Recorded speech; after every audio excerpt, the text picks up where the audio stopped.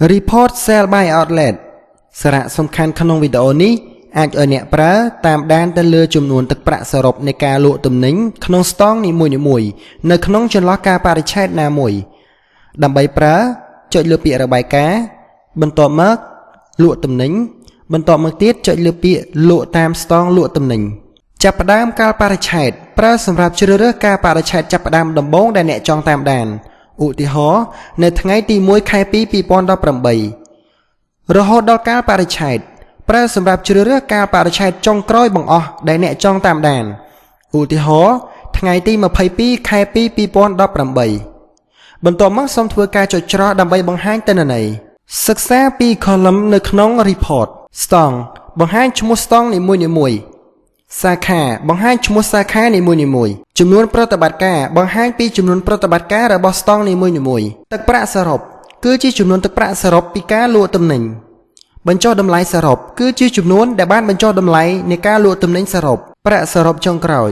គឺជាចំនួនទឹកប្រាក់លក់ទំនិញដែលត្រូវគិតពីអតិថិជនក្រោយការបញ្ចុះតម្លៃឧទាហរណ៍យើងមានទិន្នន័យ Outlet 01របស់សាខា Smartflix គាត់មានចំនួនប្រតិបត្តិការ1ទឹកប្រាក់សរុបនៃប្រតិបត្តិការគាត់គឺ 3.55 សេនគាត់មិនមានការបញ្ចុះតម្លៃទេប្រាក់សរុបចុងក្រោយរបស់គាត់ដែលទទួលបានពីអតិថិជនគឺ 3.55 សេនលោកអ្នកក៏អាចធ្វើការស្វែងរកទិន្នន័យទៅតាមតម្រូវការដែលអ្នកចង់បានបន្ថែមដូចខាងក្រោមយើងមាន option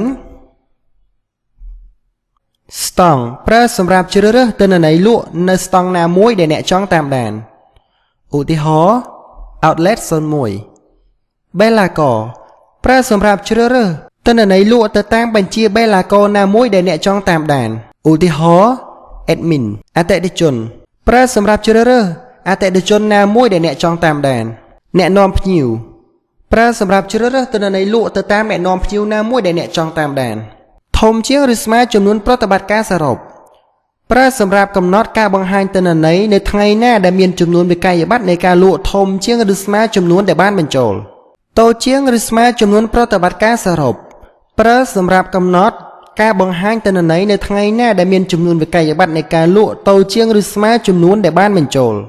ធំជាងឬស្មើទឹកប្រាក់សរុបប្រើសម្រាប់កំណត់ចំនួនទឹកប្រាក់បង្ហាញទិន្នន័យនៅថ្ងៃណាដែលមានចំនួនវិក័យប័ត្រនៃការលក់ធំជាងឬស្មើចំនួនដែលបានបញ្ចូលតូចជាងឬស្មើទឹកប្រាក់សរុបប្រើសម្រាប់កំណត់ចំនួនទឹកប្រាក់បង្ហាញទិន្នន័យនៅថ្ងៃណាដែលមានចំនួនវិក័យប័ត្រនៃការលក់តូចជាងឬស្មើចំនួនដែលបានបញ្ចូលធំជាងឬស្មើបញ្ចុះតម្លៃសរុបប្រើសម្រាប់កំណត់រោគទិន្នន័យបញ្ចុះតម្លៃនៅថ្ងៃណាដែលមានចំនួនវិក័យប័ត្រនៃការលក់ធំជាងឬស្មើចំនួនដែលបានបញ្ចូលតូចជាងឬស្មើបញ្ចុះតម្លៃសរុបប្រើសម្រាប់កំណត់រោគទិន្នន័យបញ្ចុះតម្លៃទំនិញ